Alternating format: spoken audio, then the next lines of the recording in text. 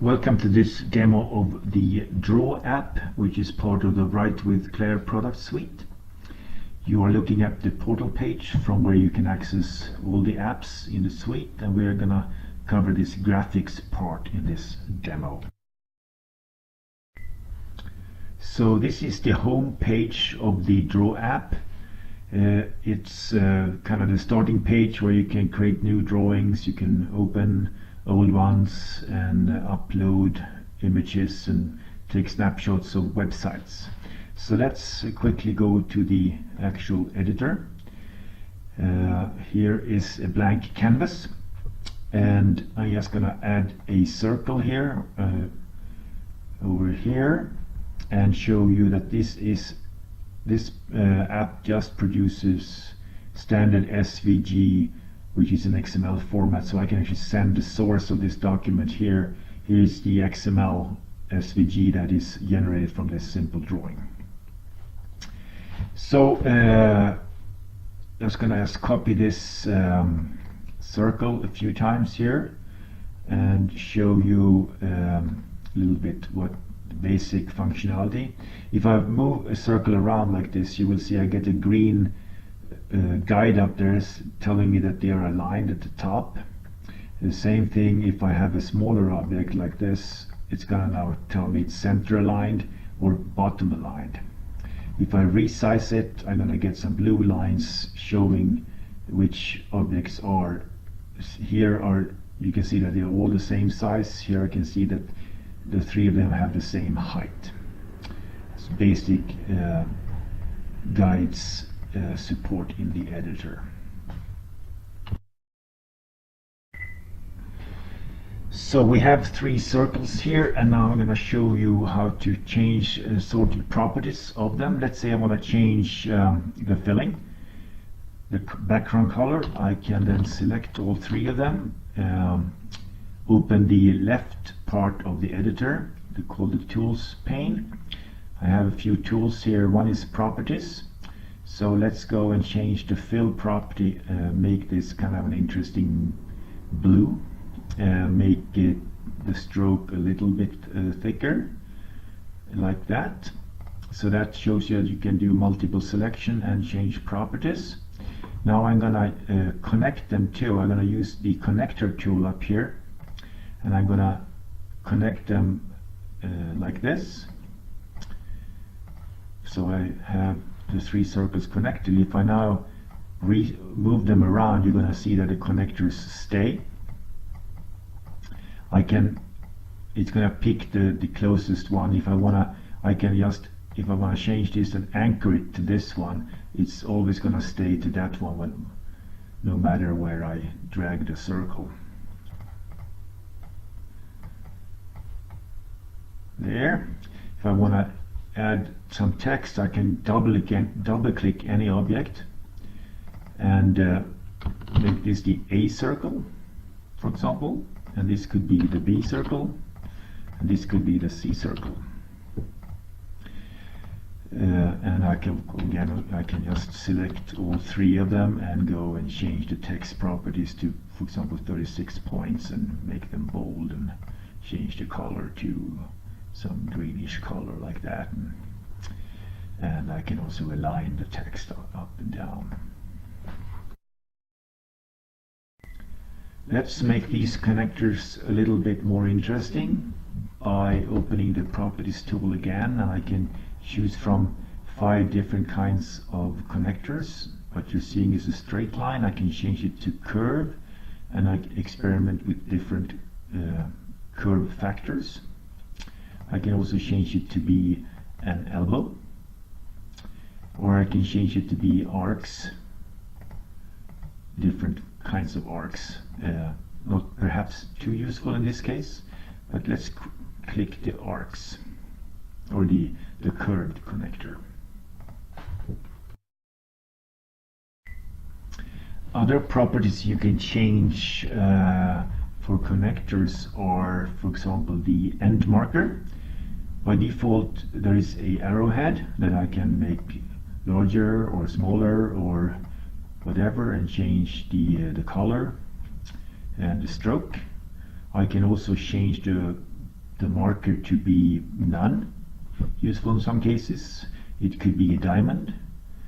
It looks like this. I can change it to circles and the squares and whatever. Same goes with the mid marker. I can change that to, I don't have a mid marker here, but I can make that to be a diamond. So it would look like this. Go back to the connecting connectors. I can change the start marker to be, for example, an arrow tail. And it would look like this.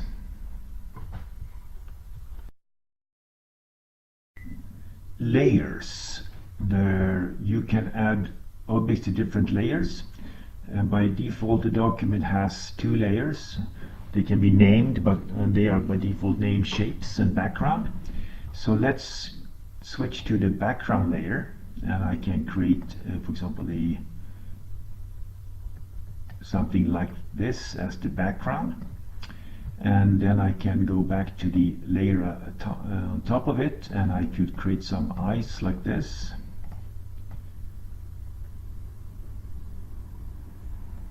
And why not a nose? And as you can see, I cannot select the thing at the bottom layer. But you can go back and select it, and then I can't select these, but I can select the objects on that layer. I can, if I want to move things around, I can just click a layer like this, and I can float it to the top. I can sink the bottom and sink it. I can change the properties of the layer itself. For example, I can here I can name the layer. I can put a little bit of a frame around that layer. I can fill it with something like that.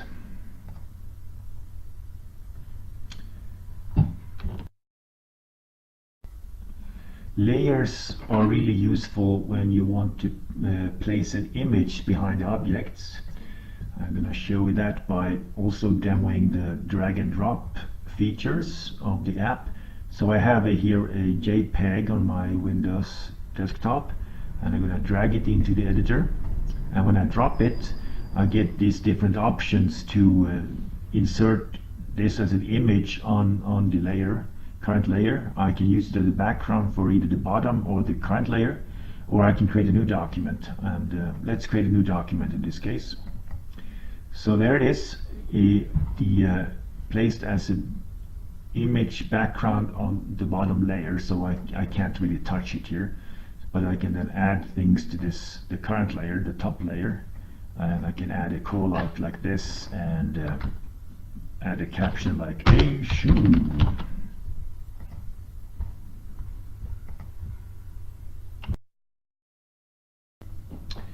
Background images and see-through objects.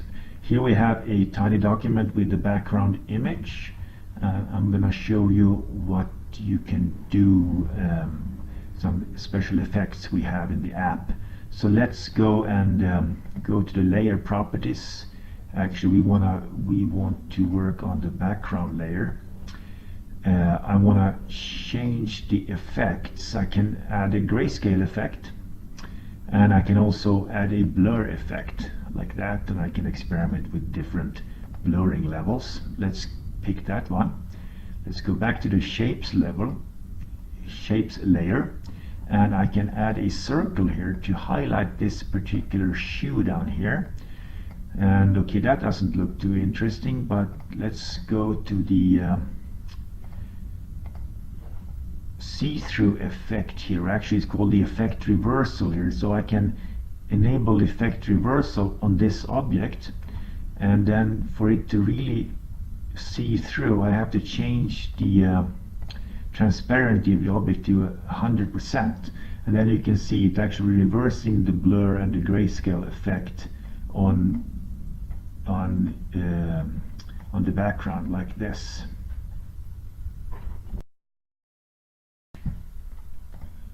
Another interesting effect is the inner hole or inner shape property. So if I have an object like this circle here, I can go and change it so that it has a hole or inner shape looking like that, and I can change the margins here quickly to 20 for example, and then I can go and use that effect reversal again, and it's going to look like this. Could sometimes be useful when you want to highlight something in an image.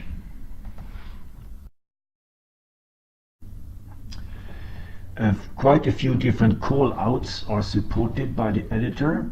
So let's create the basic callout. Looks like this. I can a shoe. And what can I do with this one? I can open the properties pane. I can have a look at the different tips that are supported. This is the regular standard tip. I also have something called arrow. Looks like that. And I have bubbles, which looks like this. If you go back to the standard one, I can change a lot of different properties here. I can make it curved, and it would look like this. I can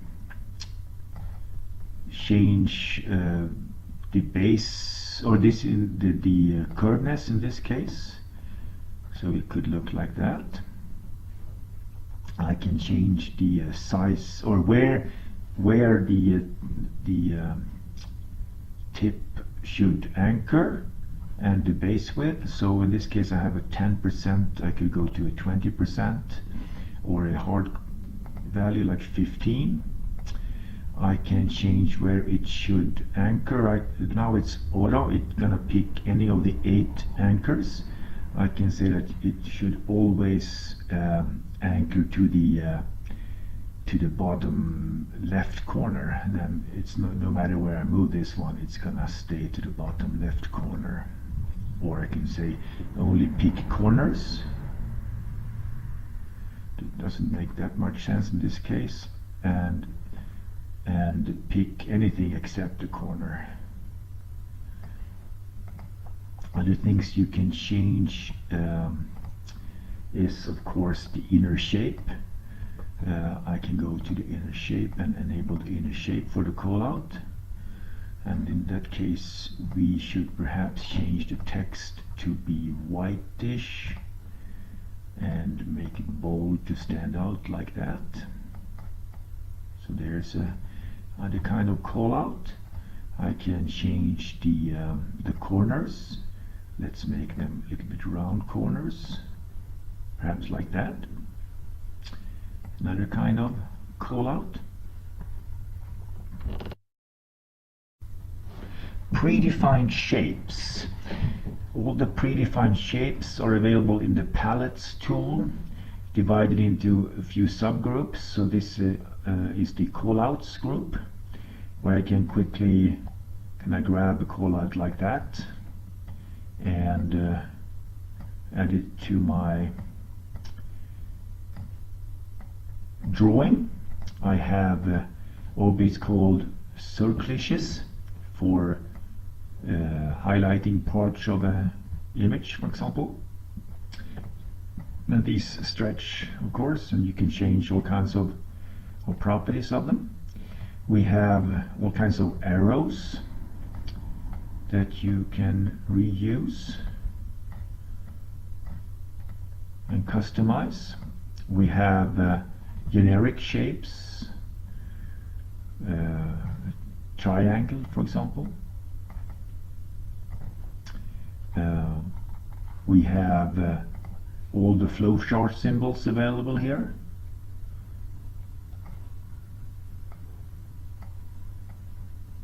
And as with any object, you can customize these with the. And then we have equations,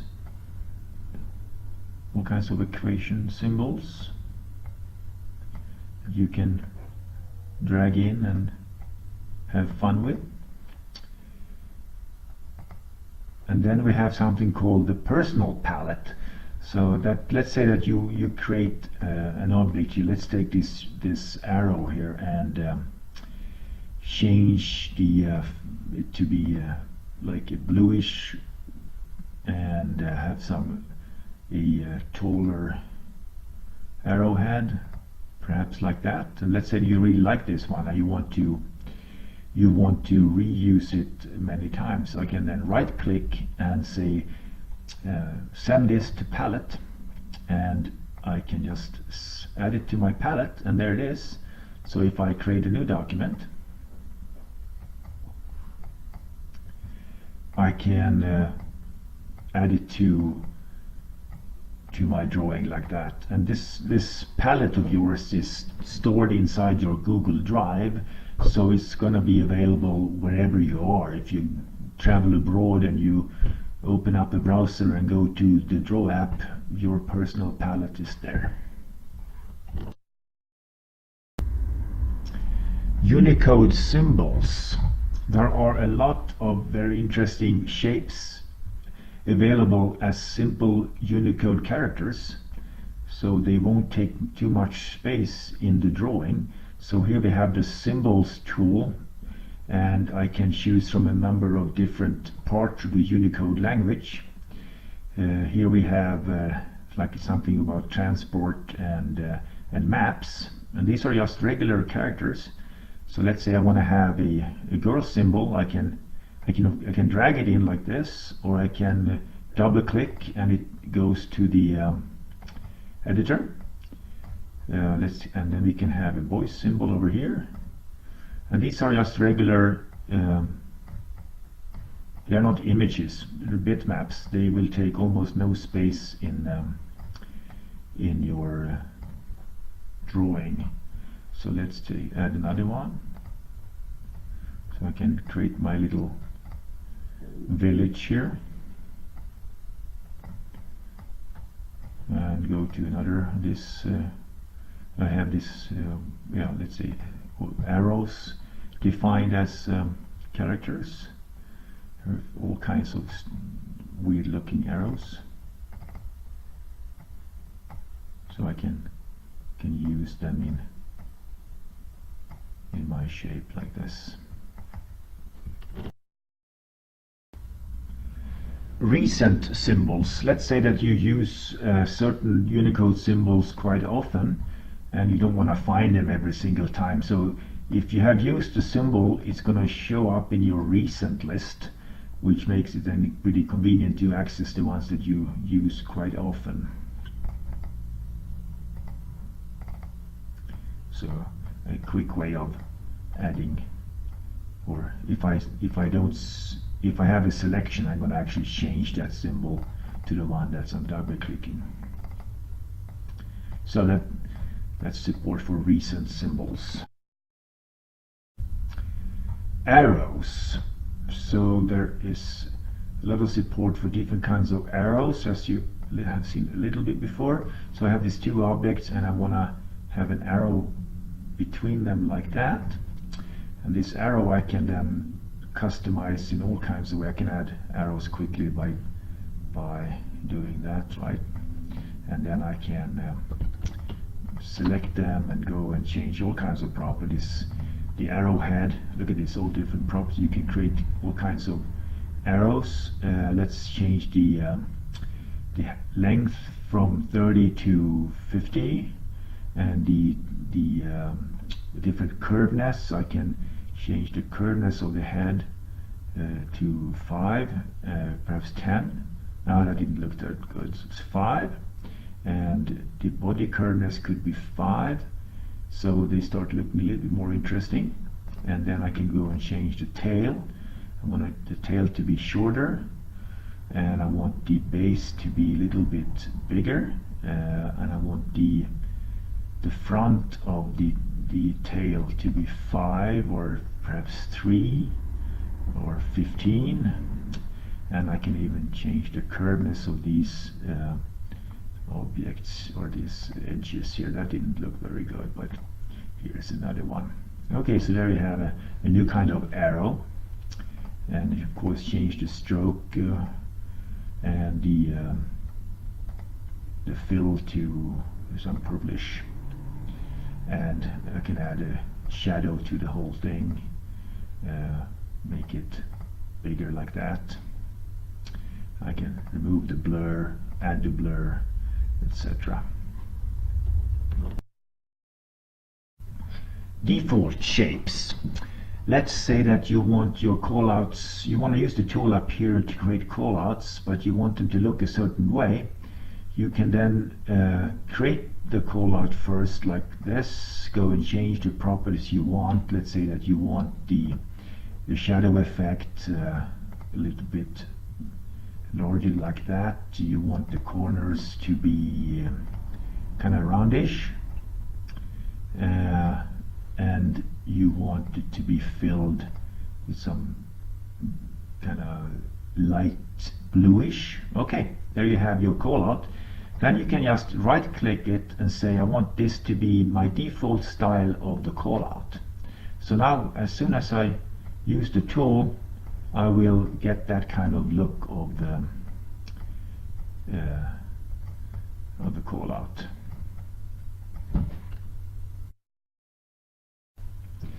Taking website shots, that is creating an image of a website, and that is done by this new screenshot. So you point to a website, in this case, or a web page. In this case, I'm just going to use the about page of WriteWithClaire, and then so I say go.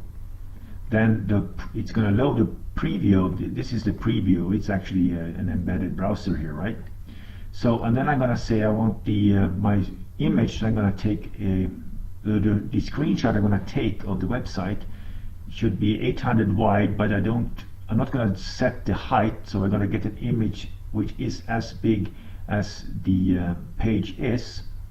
Then I'm going to capture the page, and that sometimes takes a little bit of while depending on what kind of web page you are capturing. But there it is. It switched over to the preview here, and here I have a screenshot or website shot of that website, the web page. So this is actually an image, right? Okay, so when I'm done, I say create, and here I have my image of the website inside my editor, and then I can start using the features of Draw, right? I can go to my background layer, and I can turn on the image effects, like I want to have blur and grayscale, and then I can go and say have a call out here that you should actually this is where you're gonna click this click here, and I'm gonna add a rectangle around this object, and as you saw before, I can go and reverse the effect and fill it with 100%. So there it is. I can kind of make it like this perhaps, so it gives here, click here, and that one should of course be moved on top to the float to top there. So there you have an interesting effect. You grab a screenshot of a website and you add some effects to it, and then you add some callouts. Creating new drawings from an image. I showed you before that you can just drag and drop, but you can also use another UI and just go and browse for an image from your hard drive. So I can go to any of my folders here and double click, and I get a preview of the image, and I say create, and I go to the drawing editor, and here it is, and I can start adding callouts or whatever to this drawing here. And when I'm done, I can go and save to my cloud storage, or save to the hard drive as an SVG, or save to browser storage so I can later retrieve it. Basic web app UI. The Draw app is using the same features as all the other apps in the suite. You have the home button up here that takes you to the home page, and then you can go back to wherever you want. You can go down here and maximize the drawing space. You can go here and toggle the tools pane on and off. You can go up here and you can select a theme. We have a few themes defined here. We have the default theme with round corners, we have a square theme, and we have something more colorful, looks like this. And we also have a mobile theme that goes to the narrow look and feel. So it's based on that you have a very narrow screen.